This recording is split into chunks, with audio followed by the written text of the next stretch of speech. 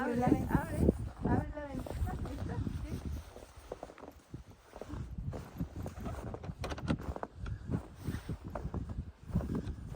Mira.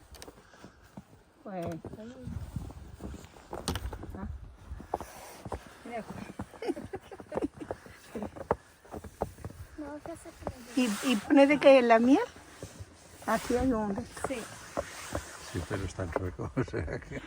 ¿Cuál queréis? No sé, dinos de qué son. Espérate, ¿de qué? Estos son la misma. Y estos son lindos. Bueno, este es diferente.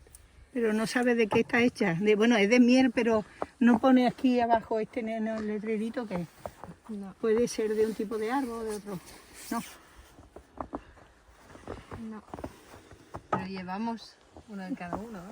No, llevamos de esta pequeñita. Bueno, yo voy a comprar.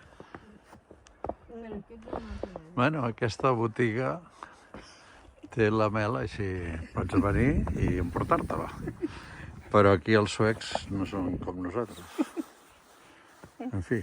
Bueno, Bueno, ara estic fent un comentari d'autoodio. ¿qué te iba a decir?